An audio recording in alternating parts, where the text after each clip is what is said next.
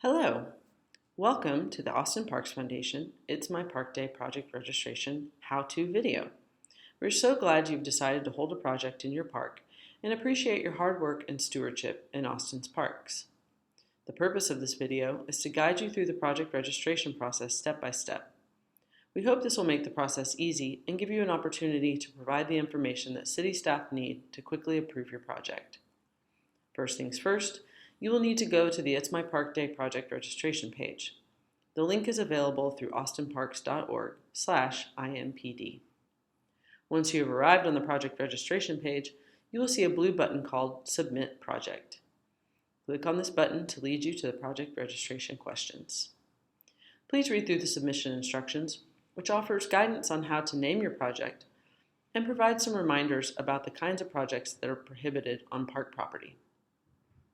The first section asks some very basic questions. First, name your project. Please include the park name and also a fun name that will draw volunteers. Then fill in the date and time. The date is fixed for March 2nd. However, you can make adjustments to the time.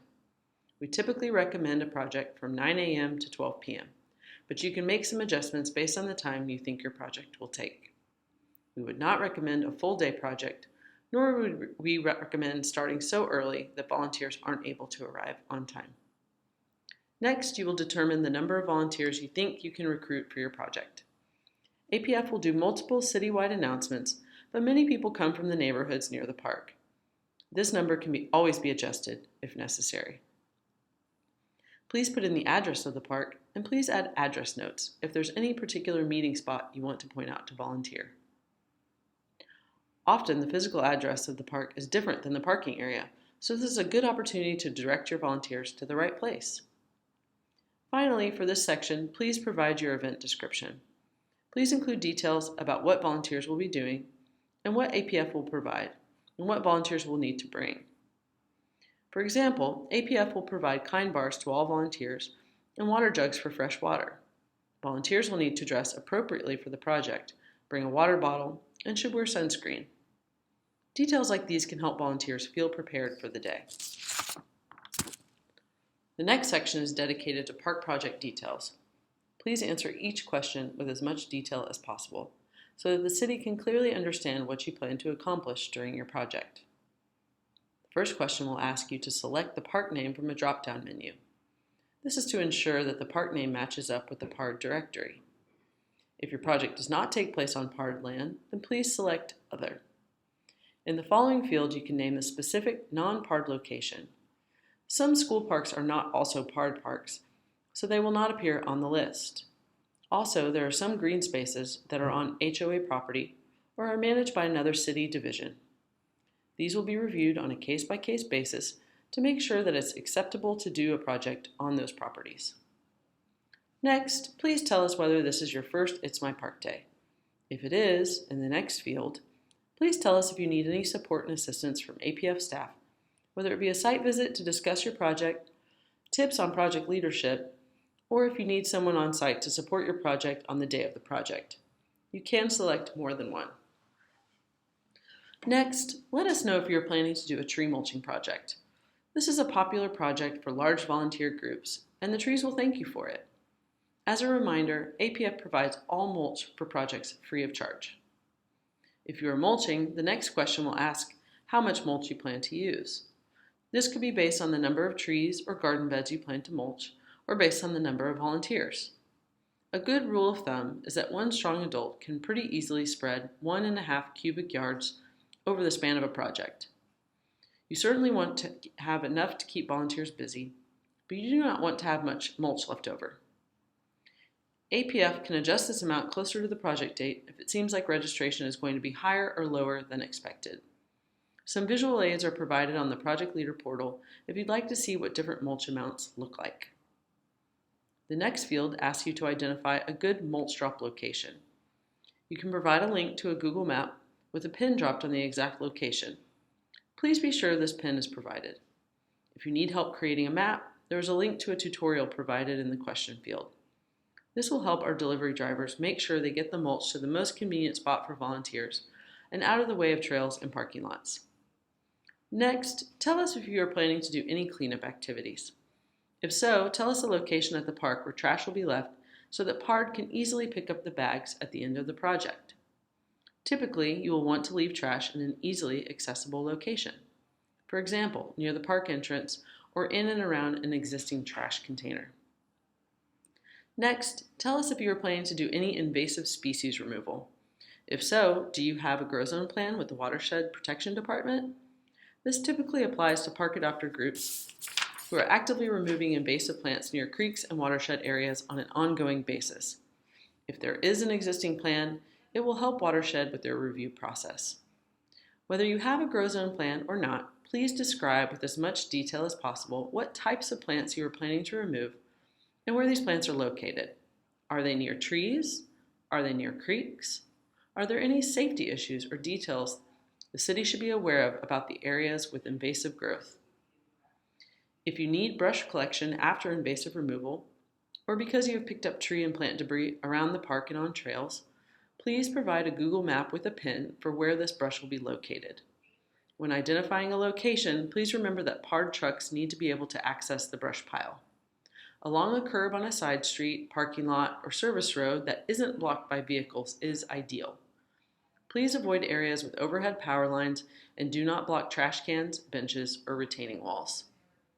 Next, please tell us if you are planning to plant trees or plants of any kind. If so, please provide us with a detailed plan for where you would like to do the planting and what your plan for maintaining the plantings will be. Please note, if you are planning to plant trees, there must be a watering schedule and commitment to maintain the trees that is agreed to by PARD Urban Forestry.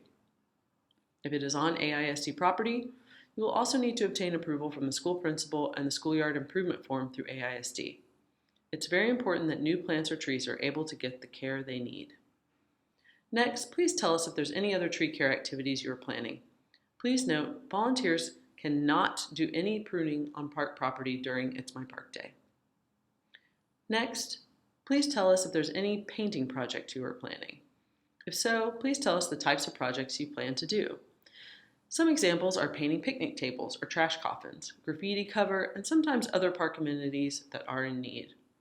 It's important to describe in detail what you plan to paint so PARD can provide the correct colors and paint types to purchase. You can purchase some paint materials using your mini grant card if the painting project is approved. Next, please tell us if there's any other projects you have planned that are not covered under any other questions. Provide as much detail as possible so we can route it through the appropriate contacts with the city. Finally, please tell us if you are planning to do an activation, like a community celebration or educational event. This can be the only activity you plan for It's My Park Day, or it can be in addition to a work day. Some examples are a tree identification tour or celebrating an important milestone in your neighborhood. The last portion of this section allows you to select tools you would like to have at your project. APF is proud to provide a large selection of tools for volunteers, but we still ask that project leaders ask neighbors and project registrants to bring tools when needed, since our selection is not unlimited. We will determine the number of tools needed based on your volunteer numbers, your project details, and what we have available. We will be sure to let you know your tool assignment well in advance of the project, so that you can call on friends, neighbors, and volunteers if needed. The next section asks for personal information for you, the project leader. Please provide information on allergies like bee stings or poison ivy, and your emergency contact information. Please read and agree to the liability form by clicking on the box provided. We will need your t-shirt size to provide to your project leader t-shirt. Finally, we need your mobile number for project communications. This is especially important if you plan to be on site when mulch is delivered, but it is also important in case there's any issues that need a quick response leading up to the project. The last section of registration is our mini grant application. APF offers mini grants for It's My Park Day project costs up to $250. This can include tools, plants, materials like decomposed granite or gravel, or materials for park activation activities. Mini grants should not be used for mulch, which APF provides, or snacks and refreshments. If the mini grant is used for tools that APF does not already provide, then the tools will become the property of APF. The first question asks whether you would like to apply for a mini grant. If you have project materials in mind that meet the criteria, please check yes.